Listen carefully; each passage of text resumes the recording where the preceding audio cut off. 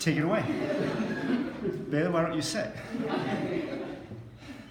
Okay, so these are our rank abundance diagrams. And what rank abundance diagrams basically show are the species abundance in all of our research stations. So on the top we have our sanctuary riffles and our sanctuary pools. And then on the bottom we have our quarry riffles and our quarry pools. So the red highlighted portion represents our indicator species abundance, which are mayflies. And as you can see, they are definitely the most abundant species in both sanctuary stations. But on the bottom, these yellow highlighted portions represent the most abundant species that are not mayflies. And in fact, you can see that in the quarry riffles, mayflies are barely present, and in the quarry pools, they're not present at all. So this could potentially be explained by some of the other variables we measured. So this table here represents width, depth, pH, dissolved oxygen, nitrates, and turbidity. And there were noticeably variable results in depth, pH, and turbidity, all of which were higher in quarry ecosystems, which, as you guys know, were more interacted with by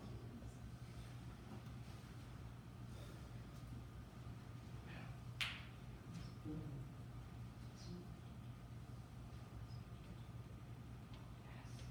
Alright, so I got discussions, and let's go into this. So basically, bringing everything together, human interaction did affect it in a somewhat bad way because it did raise the acidity levels, in return affecting the species composition. And interestingly enough, the quarry riffles actually had the most amount of species, like Skylar talked about in the previous couple of slides. We failed to state our hypothesis at the beginning, but I have some things about the hypothesis right here. The human interaction did raise pH, like I said before. And the riffles were both rich and even, so that does support our hypothesis that we did have. But what was not supported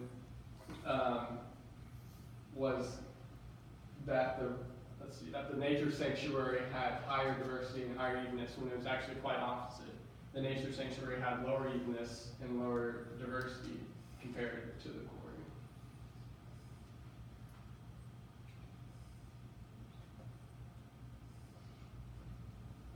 So further studies, I would like to go back and actually, I think we as a group would like to go back and actually identify each one of those species and go into further study on the dominant species that was shown in the quarry. Let's see. Oh, and also collecting a bigger sample size would be pretty key to really back up the information that we did collect and just have a higher, just kind of have a higher backup to our information, to our conclusions. And then future studies. We did talk about this at the beginning of the SPEAR study, the river continuum concept. We should talk about that more in our next study, I feel like, because, well, let me describe what it is. So, if you look in this diagram right here, this is the river continuum concept. And it's basically the process of different species just changing as they go down throughout the watershed, creek system, river, whatever you want to call it. And it's just, as you go further down, species will change because there's a different abundance of nutrients. Up here you'll have more, like you can see the leaf right here. Those are broken down by specific organisms. And then those organisms are going to get eaten by the next and then go to bigger organisms. So it's just kind of like a food chain in its own way. But yeah, so that's the river continuum concept. And I believe, you guys will correct me on this if I'm wrong, but I believe the nature sanctuary is located farther upstream and the quarry is located farther downstream. So we definitely correlate things in that notion.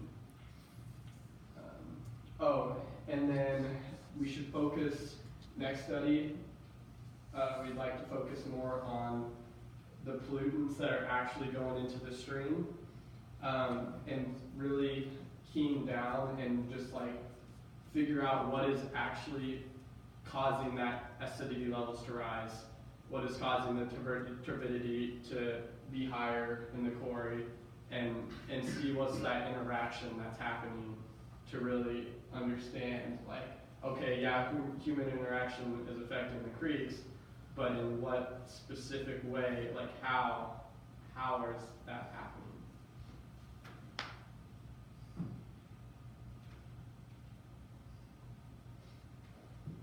But any questions? All right, let's thank you.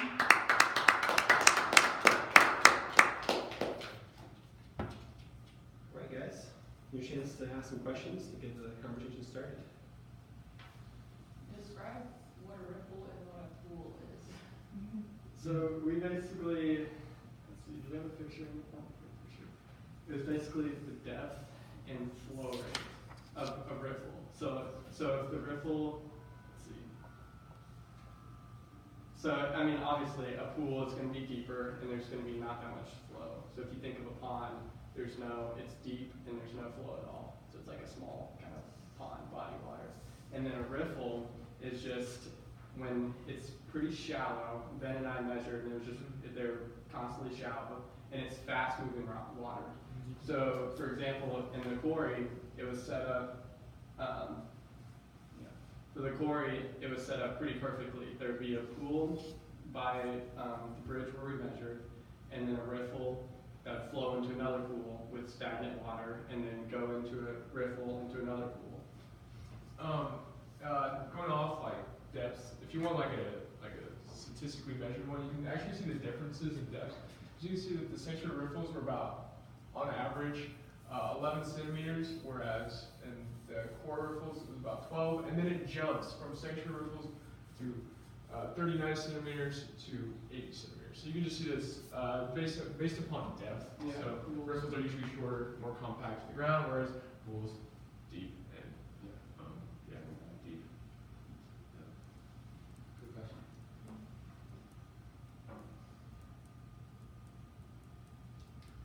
What else?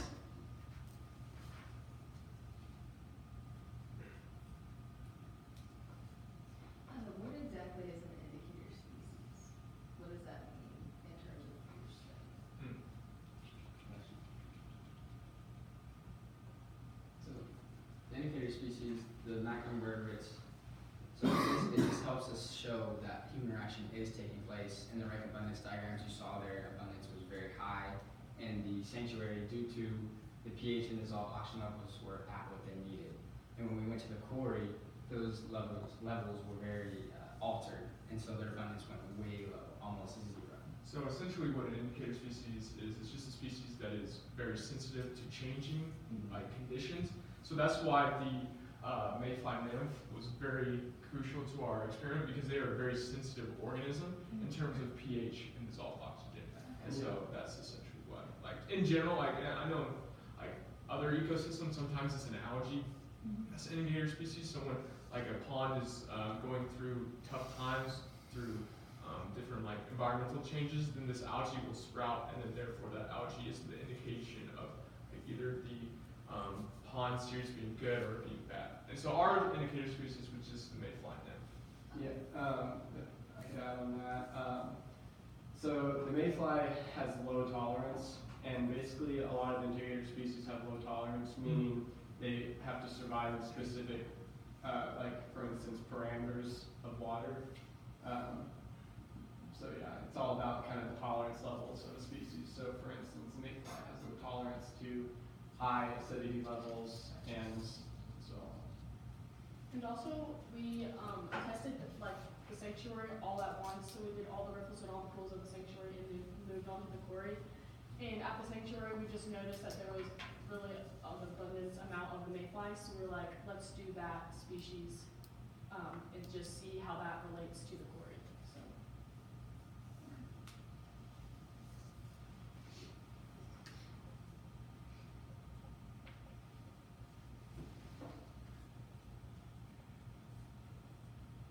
Anything else?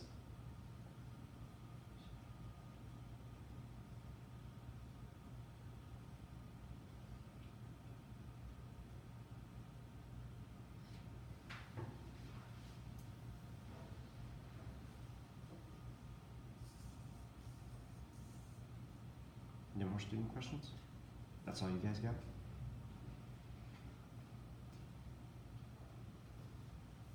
Take it away, Dr. J. Can we take a look at your data slide? We got the Which one? histograms. The histograms. History.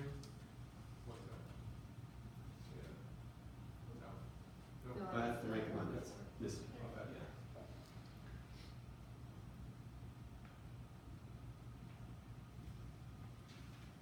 Yeah. So, Benton, you mentioned that you guys were surprised that there was higher richness in the quarry because it wasn't what you necessarily expected.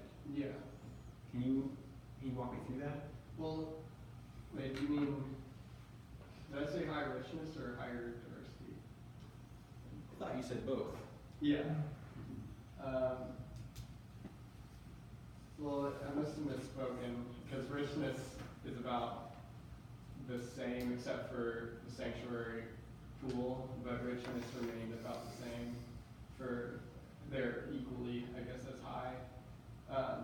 But diversity, I guess, was the one that I was most surprised about because in my hypothesis, I talked about how we expected diversity to be lower in the quarry, just in the quarry in general, both quarry riffles and pools, due to the human interaction and high levels of acidity and or pH,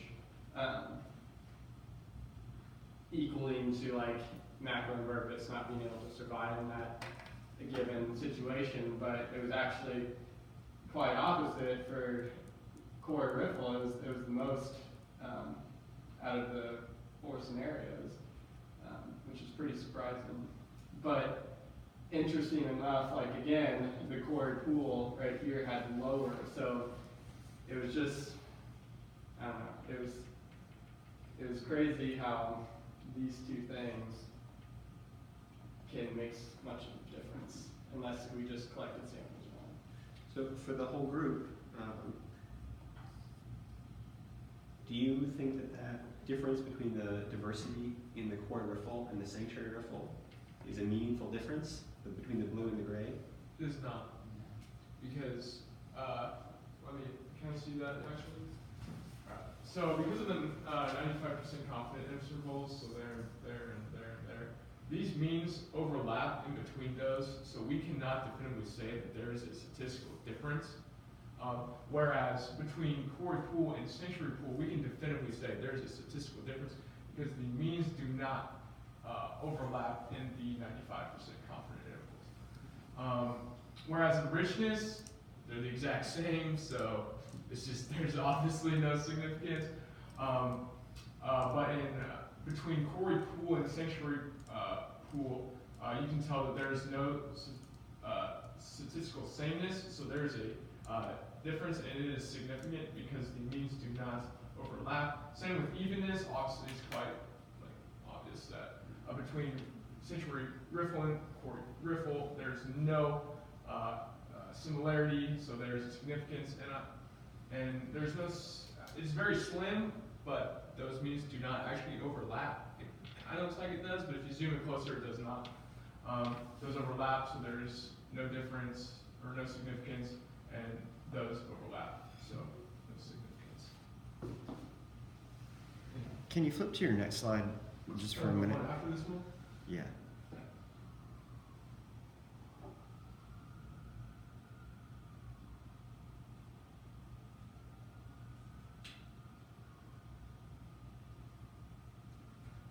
Okay, go back to the previous one. These slides are freaking me out because concentrating on quarry pool, you have low diversity but high richness. Normally you would expect to see high levels of diversity where you have high levels of richness. Now maybe the diversity is being counteracted by the fact that you have low evenness values for quarry pool, but if you have low evenness values, it seems like you should have high dominance values, but you have kind of low dominance values. Not looking at significant differences between your different plots, just looking within quarry pool, those patterns look odd to me because you would expect areas with low evenness to have high dominance, and if you have high diversity, you should have some combination of high richness and high evenness and low dominance. So I'm curious as to what your explanation for that pattern is within quarry pools. And am I misinterpreting what I should expect to see, Dr. Judd? I don't think so. Can you go to the next one, just like he asked? Quarry pool is the odd one. Yeah. Yeah. So it seems to me like sanctuary riffles should have the lowest evenness, highest dominance. Go back to the previous slide. Sanctuary riffles should have the lowest evenness and the highest dominance, and that's clearly not what, because go to your next slide. That's like 75 or something individuals within the mayflies and sanctuary riffles. Right. So I'm having trouble rectifying these distributions with what you found in the previous slide. Because you have sanctuary riffles that are really super dominated by Right. a single taxon, and none of the other sites that you looked at are that dominated by a single species. That seems wonky to me. Mhm.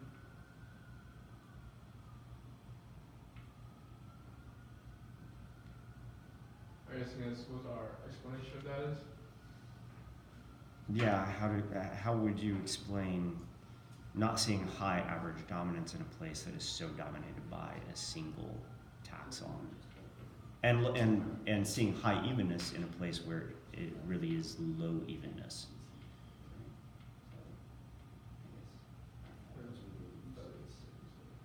So I guess our only explanation would be in these diagrams, we focused on the diversity as a whole instead of toning it down to just the mayflies. Well, yeah, I know, but diversity is a function of that distribution. Did you find that there were a couple of samples that were like really super even that then altered the evenness value when you took the means? Or was that kind of distribution within sanctuary riffles kind of consistent from sample to sample? So we'll go to your next slide. This is a cumulative distribution of all of your samples. Yeah, so That's how many is my next question. what, My next question for them is going to be how many samples went into these cumulative distributions? 9, right? Yeah. 9%? Yeah, because we had 3 pools, 3 riffles from each side. Yeah, So, okay. Yeah, 36 total. So you had 9 sanctuary riffles. So when you look at each of those individual samples from sanctuary riffles, Right. did they all show this kind of heavy dominance of mayflies, or were there a number of them that were more even than that might have raised the evenness value of your means? Actually saying, yeah, there's a couple of them where the worm, I want to say, within the sanctuary, like pools and riffles, was pretty even with like the mayflies. I mean, if I hold up, I would say that with a few samples, there were clear like packs of mayflies. So we found a whole lot of mayflies in one sample, but in another sample, we'd find not that many. So we didn't think it was odd at that time, but in an overall analysis of evenness as a whole, we did look at different samples. We looked at the sanctuary riffle as a whole. So I would guess that is why the evenness is off, is because in individual samples we find a high concentration of mayflies, but in others we wouldn't within the sanctuary.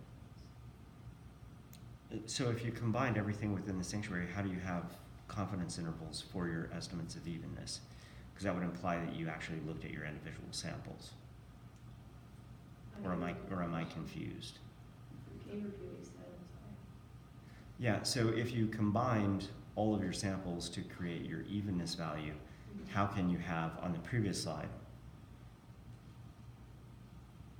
how can you have a confidence interval on evenness if you combined all of your samples to get an overall value of evenness?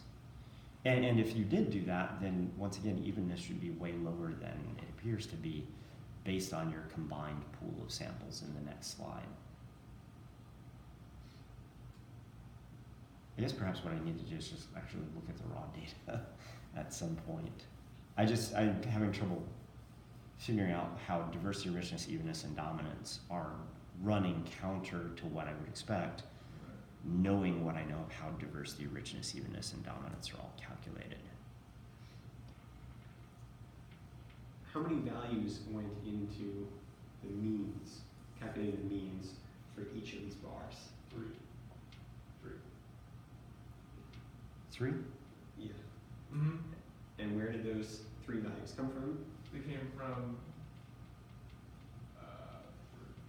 they came from the, I want to say like, the averages of, one sec, I gotta think. I'm trying to visualize the plot in my mind there. The 3 values, they were mean from the,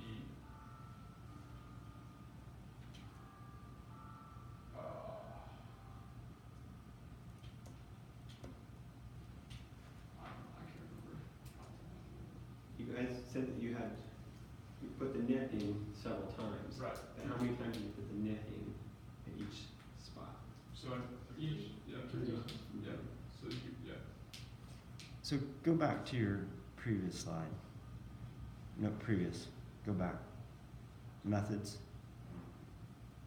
36 samples, 18 at each location, 9 for each riffle, and 9 for each pool. So, because like riffles, we were saying, so we take 3 riffles at the location. So in total, so you have 3 samples from each riffle. You have 3 riffles, so that's 9 in total. Okay. And then same for pools, and then.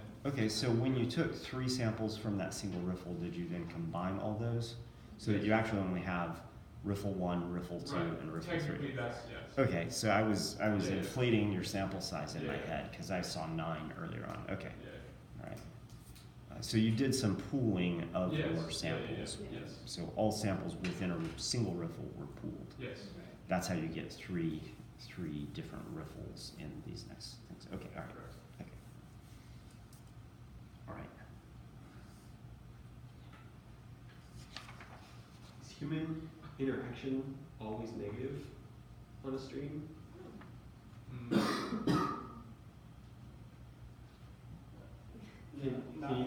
So Bailey spoke up first. Imagine a scenario, or can you tell us about a scenario where you might expect higher diversity or some sort of a net benefit if you have a value judgment on it for a stream? Because at the beginning you guys were telling me that humans are just destroying all these streams, decreasing effects, that sort of thing. But I was curious if you guys had thought about ways that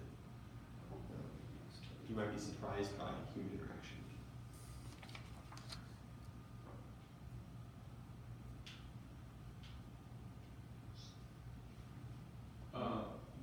So like, Yeah, well, okay, I was kind of gonna touch base on this in discussion, but I think I kind of skimmed over it. Yeah, like going in, we were like, human interaction is bad, it sucks, it's not good. But I mean, like, it created a new kind of environment and composition of species, which is not necessarily bad, it's just like, it's just a thing, it's just I think we just looked at it as bad just because our indicator species was being affected. because like, the reason we saw it as bad is because we were looking at one specific species rather than another species in combination. So, for instance, you'll notice that we only identified our mayfly, mainly just because we didn't have the time to like scientifically analyze every single organism. But if you notice, so like Jim, because we gave them names to keep them separate, and Camo, those 2 are 2 very dominant species in the Corey riffle and the Corey pools, whereas your mayfly is basically 3 and 0. And so essentially, what happened was there became a different dominant species, and this was the result of that human interaction. And so, not necessarily bad, but it just creates a different dominant species. That would honestly be an interesting thing to look towards in terms of future experimentation. You can look to see what that, well, I mean, you can kind of see it here, but in terms of like truly identifying the factors that go into the dominance of this species and this species. That'd be an interesting thing to look at for future research. So you see this change in the groups that are dominating the benthic invertebrate community from the sanctuary down to the quarry, and you just attributed that to basically human land use alterations around the quarry. What does the stream continuum concept say about changes in species dominance as you go from low order streams to higher order streams?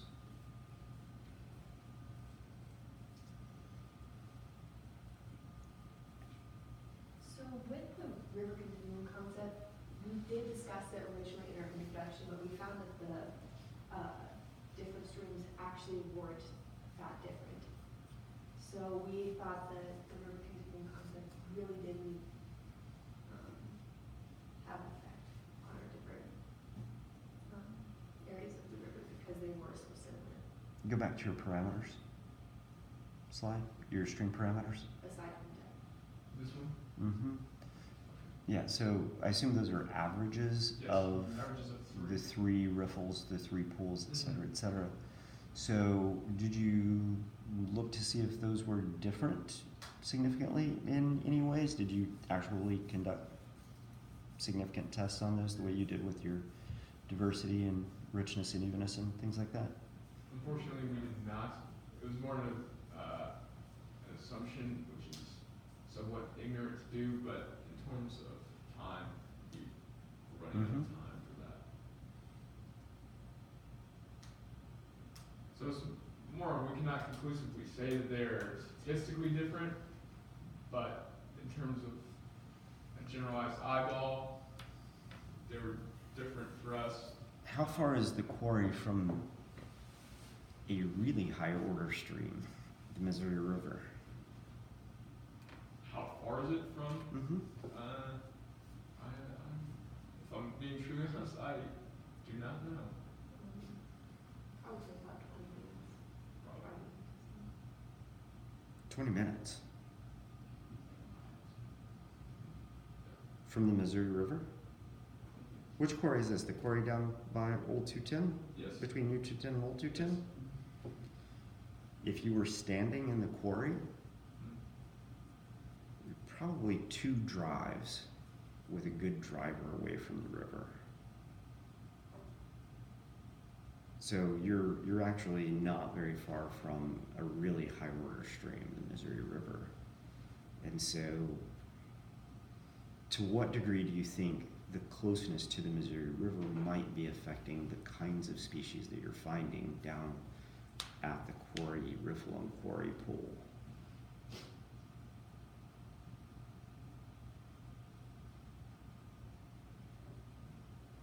There's definitely a high probability that it is affecting.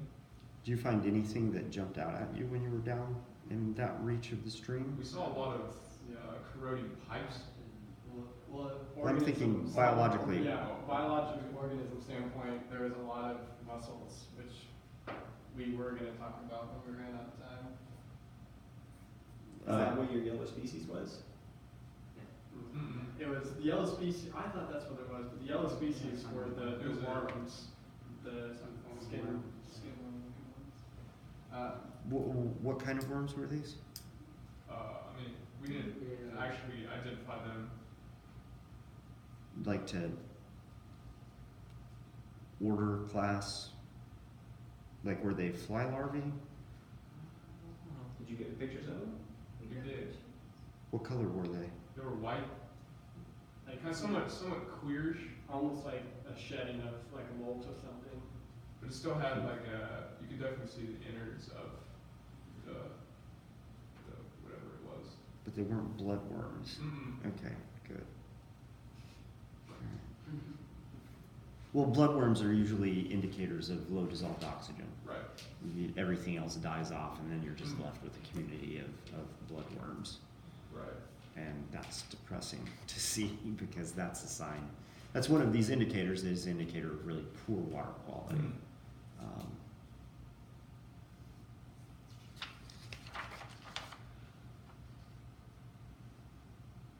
You talk about the quarry as if the things that you're seeing at the quarry are due to human disturbance, presumably due to the quarry being right there. What are the kinds of effects that you suspect the quarry has on the stream as it flows by there? So this is what I wanted to go into with further studies, seeing the runoff of the quarry, but we suspect that it's calcium runoff from the exposed rock, so like calcium limestone runoff, because that kind of affects the acidity level that we were talking about. So if you wanted to test the effect, this is open to anybody, if you wanted to test the effect of the quarry per se, what would be a better design for doing something? If you were going to continue this and do this over again, what would be a better design for assessing that effect?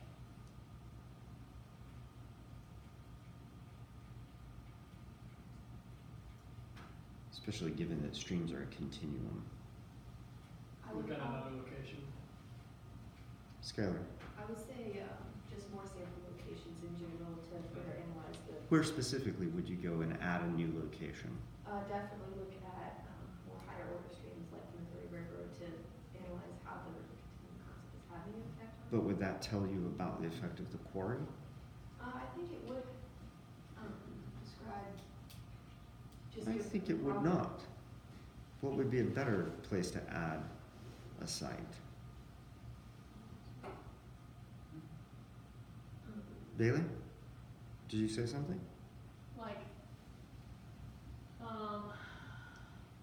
another place that has high human interaction.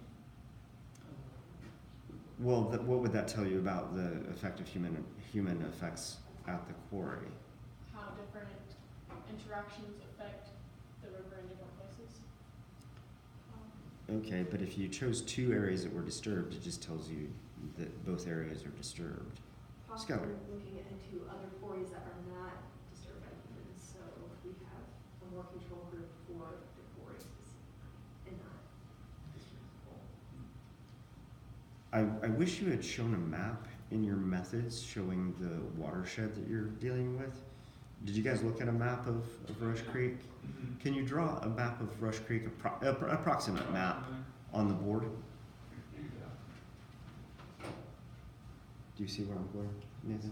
Okay. It's essentially like this, and then there's a little buck. Where's the nature sanctuary? It's up here. Where's the Missouri River? I'm gonna assume it's like right here. Where's the quarry? It's like right here. Okay. So let's just take those X's as the places that you sampled, and they're pools and riffles there. Which direction is water flowing? Okay. So if you wanted to measure more directly the effect of the quarry on stream characteristics, et cetera, where in that stream would you go? Areas to which the quarry stream is flowing into, so areas surrounding the quarry. But you've already sampled an area that is affected by the quarry, presumably. How would you know that that effect is actually an effect of the quarry? I was going to say measure before the stream reaches the quarry, but I thought that's. That is exactly where you would want to do it. Because presumably that's a stream that is at the same size, it's the same order of stream as the area at the quarry and just downstream from the quarry, but it's an area of stream that hasn't yet received whatever the effects are.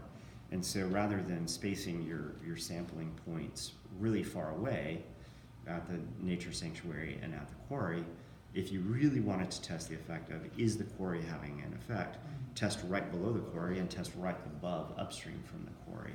And that'll give you your cleanest look at what is the effect of the quarry. I'm amazed at the turbidity of your quarry riffle measurements, because turbidity is exactly something that I would expect a quarry to be affecting, and then when you get to a pool, a lot of that sediment and stuff settles out in the pool. You have really high turbidity measurements at the quarry riffle. Would you see similar riffle turbidity measurements if you went, 200 yards upstream of where the first quarry runoff starts going into the stream? That would be a nice strong test of this hypothesis that the quarry is having an effect. Whether that's a positive effect or a negative effect, it doesn't really matter. But that's how you would design a future study to look at that specifically. So the sanctuary, so the sanctuary in the quarry wouldn't be, that wouldn't back up the effects of the quarry as well? Too far away. Too far away. Because the quarry is a really identifiable source of disturbance. It would be what we would call a point source of disturbance or point source of pollution. If you think about sediment as a type of pollution, which people do, it's really easy to say, well, this sediment is coming from this spot. And usually when you evaluate in stream ecology point sources, as opposed to non-point sources, you would just find where the stuff is entering. You would go downstream of that a little bit, and you would go upstream of that a little bit. And then you have those two stations that are close in proximity to one another, one that's affected by the disturbance, the other one that is not. And I think the sanctuary is just too far away. Yeah. Sorry, I feel like I've dominated the question and answer session. Dr. Jen, take it away from me.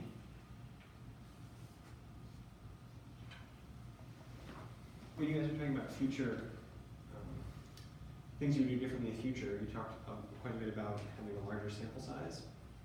But I wanted you guys to expand a little bit on what you would expect that effect would have. So sure, getting more data is great, but why? Why is it worth doing that? I feel like our species composition graphs that we showed for the quarry and the riffle, or the pool and the riffles, I feel like there would be, well, there would be more samples, but we could be able to back up our information with a more significant data collection, I guess. So for instance, our lowest count on one was like 5 mayflies in the quarry or something like that. We could, with having more sample sizes, the mayflies would go up because we'd most likely find more mayflies, but we'd still probably find the same outcome. It would just be backed up more. More samples would also help decrease our count for human error, because we did sample, and looking in the net, we could have missed a few important organisms, and if we had more samples, then it could account for if we did miss an organism or not. Yeah, so reducing variance is a good thing to think about. What about how would it affect your comparisons among the different groups, right? So you had different values for diversity and richness and evenness in your histograms, but many of them had, there were very few differences. Right? There were only a few areas where you actually saw a significant difference. How would getting more samples affect those comparisons? We might start to see a difference. Yeah. It might change if we. We'd start to separate each other, which Yeah. the means wouldn't fall within 95% common samples. If we had a higher sample size, then they would distinguish each other from another.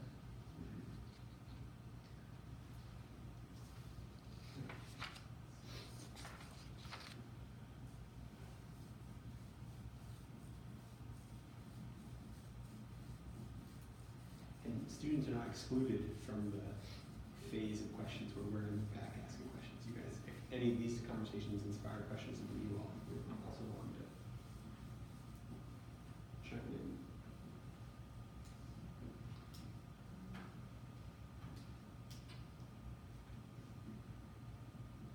What else do you have? Really tiny things, but I'm good. Okay. I'm done too. Okay. All right, let's thank them again.